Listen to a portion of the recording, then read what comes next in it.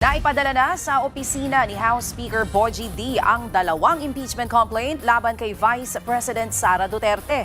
Mula po sa Batasang Pambansa, may Express Report si Marian Enriquez. Marian, ngayong naipadala na ito sa opisina nga ni Speaker Bogie D, ano nang susunod na mangyayari? Yes, siya na i-refer o ipinadala na nga ng House Secretary General sa opisina ni Speaker Bogie D ang dalawang impeachment complaints na inihain laban kay Vice President Sara Duterte.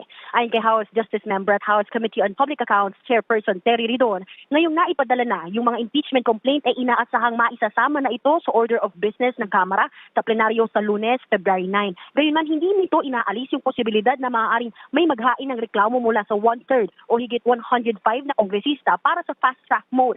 Pero matatandaan sa huling desisyon ng Korte Suprema, naglatag ito ng mga panuntunan kung paano ang gagawin kung yung fast track mode ang tatahakin. Pero yan ay hanggat hindi pa nare-refer ang anumang reklamo sa House Committee on Justice. Oras kasi na ma-refer ang impeachment complaint sa komite, deemed initiated na ang reklamo o umpisa na ng proceedings at magkikick in na ang one-year bar rule. Ibig sabihin, bawal na may maghain ng panibagong reklamong impeachment laban sa bise sa loob ng isang taon. Kaya si House Justice Chairperson Kaya kailangan abangan natin yung, although alam naman natin na magpupush through to. Ito lang naman talaga yung gusto ng impeachment na magpush through, kunyari pa kayo eh. Magpupush through ulit to. Kaya nga ready na si Tito Soto eh.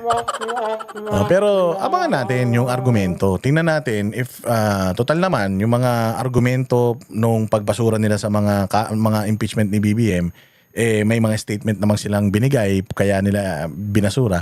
Tingnan natin kung yung mga argumento nila para ibasura yung kay BBM, babaliin nila para kay Inday Sara, at least ma-expose natin. Although, it's a done deal already.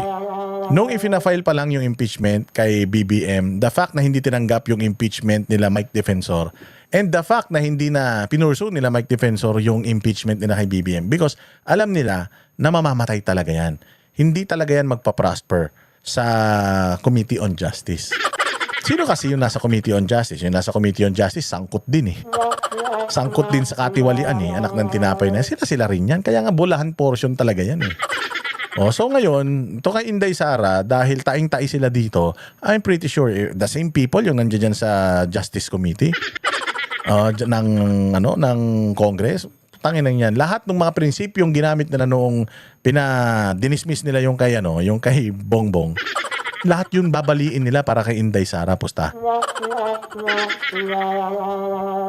Person Jervy Luistro, umaasang maglalabas na ng amended rules on impeachment ang House Committee on Rules para magabayan yung mga kongresista sakaling may maghain ng 1/3 mode na reklamo laban sa bise. Pakinggan natin itong sinabi ni Congresswoman Luistro. I am certain that the Committee on Rules will find ways to reconcile both the decision and the resolution of the Supreme Court on one hand and the independence of the House of Representatives with respect to the exclusivity of its authority to initiate all impeachment cases. Samantala, kumpiyansa si House Deputy Minority Leader at ML Party List Representative Leila De Lima na lulusot sa House Committee on Justice ang inendorso niyang reklamong impeachment laban kay VP Sara. Nanindigan siyang may recital of facts at may mga impeachable offense na nakalatag sa kanilang reklamo. Napakalakas daw ng kanilang complaint, lalo na yung pagbabanta ni VP Sara sa buhay ni na Pangulong Marcos. Pagbabanta sa buhay ni Pangulong Marcos, sabi ko nga putang ina, lahat ng abogado sinasabi na walang threat dun. Conditional yun. Ang sinabi niya, it's a statement na sinabi niya na if something happens to me, sila lang ang may kasalanan yan. Huwag kayo mag-alala because if something happens to me, I talk to somebody already. Patayin mo rin sila pag pinatay ako. Buhay pa naman si Inday. Anak ng tinapay na yan. And yung mga legal luminaries, sinasabi din nila yan. Putsang ina, wala yan. Hindi yan threat, hindi yan death threat. Mauuna muna siyang madisbar bago siya ma-impeach. Anak ng tinapay kayo. First Lady Liza Araneta Marcos at dating House Speaker Martin Romualdez. Bukod sa pagbabanta ng bise, nakasaad din sa reklamo ang umano'y misuse at abuse ng paggasta sa confidential funds ng OVP at DepEd. Pero hindi lumusot yung yung reklamo nyo sa maling paggasta ni Bongbong Marcos ng budget ng pangkalahatan, hindi lang to confidential fund. We're talking about billions and billions and trillions of pesos.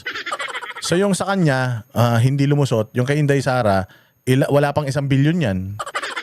Na inisyuhan siya ng Commission on Audit ng mula 2023 hanggang ngayon ng unmodified opinion. Walang reklamo ang COA sa liquidate nila ng mga perang ibinigay sa kanila ng taong bayan. Paano magkakaroon ng grounds yan? Sa February 9, inaasahang may 3 grupo pa na maghahain ng panibagong impeachment complaint laban kay VP Sara. Aabangan pa natin kung kailan isasalang ni Speaker Bogie D yung mga reklamo doon sa order of business para nga maisalang na sa plenaryo. May 10 session days si Speaker Bogie D para ma-include ito sa order of business at 3 session days naman para ma-refer sa House Committee on Justice. Ayan, congratulations. Well, ready naman na si Inday. Sabi ko nga sa inyo si Bongbong Marcos, hindi siya ready. I mean, ready si Bongbong. Ready si Bongbong kasi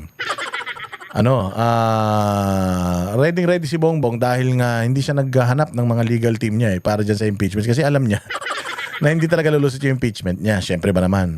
Sa dami ng perang umiikot, di ba? Ngayon si Inday Sara, ang ready siya, alam mo kung saan? Ready siya sa impeachment na yan. They've been practicing it. They've been talking about it. They've been, meeting. At nag-uusap-usap na sila at kung paano yung mga depensa nila. Katulad yan yung mga grounds for impeachment nila nung una, yun pa rin yung grounds of impeachment nila ngayon. Sobrang dali na lang para sa legal team ni Inday Sara. Nagbuo siya ng legal team to handle that. Meaning, she's ready. Si Bongbong, hindi siya nagbuo ng defense team para sa impeachment niya. Kasi alam niya talaga aso niya yung mga taga-Congress. Oo, at sabi ni Tito Soto, siya ay ready na. Ready na daw ang Senado diyan sa impeachment ni VP Sara. Ready na. Hindi pa nga nakapupunta sa Committee on Justice, ready na.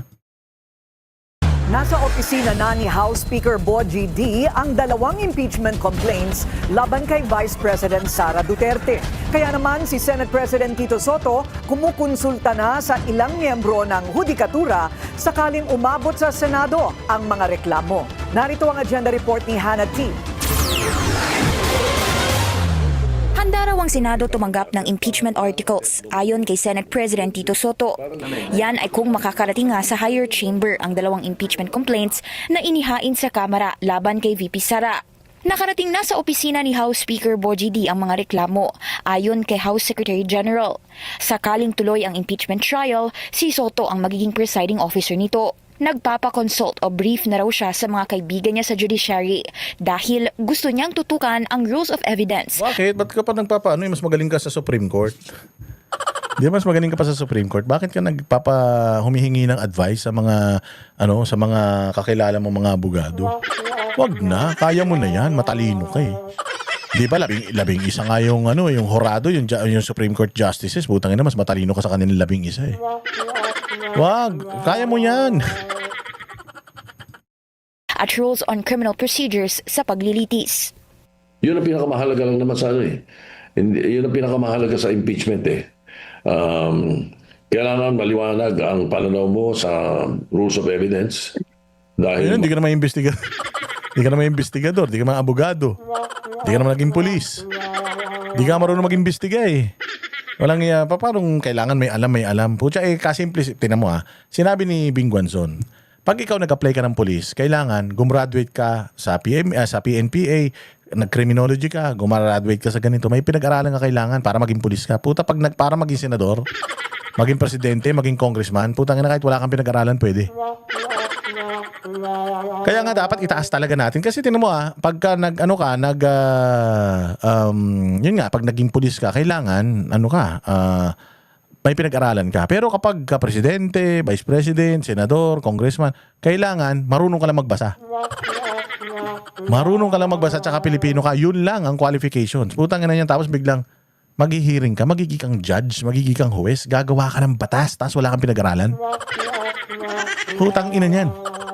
Di ba? Sobrang bulok ng natin ng Pilipinas ng gobyerno kasi ganoon eh. Walang qualifications eh. Yun lang, napakasimple ng qualification. Dapat man lang at least abogado ka para lahat mag-abogasya.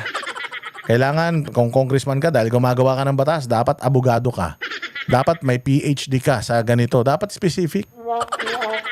Hindi pwede yung ganyan, putang ina niyan. Kaya kalabo-labo Pilipinas dahil yung mga senador natin, yung mga congressman natin, mga namumuno sa atin, putang ina niyan. Basta sikat lang, kahit walang alam sa buhay.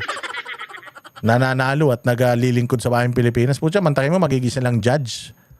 Tapos, marunong lang sila magbasa at saka Pilipino lang sila. Yun na yung qualifications nila. Tapos ang yabang-yabang nito, kung sabihan yung mga taga Supreme Court, akala mo, putyang ina, mas matalino siya. Maraming magagaling na abogadong papasa ng kung ano-ano sa'yo at sa court. May dalawa raw siyang kaibigan sa Court of Appeals at isa naman sa Court of Tax Appeals na nakakausap tungkol dito. Isang taon na ang lumipas nang i-impeach ng Kamara si VP Sara dahil sa di umano'y misuse of public funds at iba pang mga paratang. Pero inabot ito ng buwan bago isalang sa Senate Impeachment Court at kalaunay inilibing ang mga reklamo matapos ideklara ng Korte Suprema na unconstitutional ito. Sabi ni Soto, this time, as soon as possible daw ang galaw nila sa impeachment, sakaling matuloy ito. Unfair to the public and unfair to the person being charged. Suhestyon ni Soto, sa umaga dapat itakda ang Akala mo talaga, abogado magsalita eh.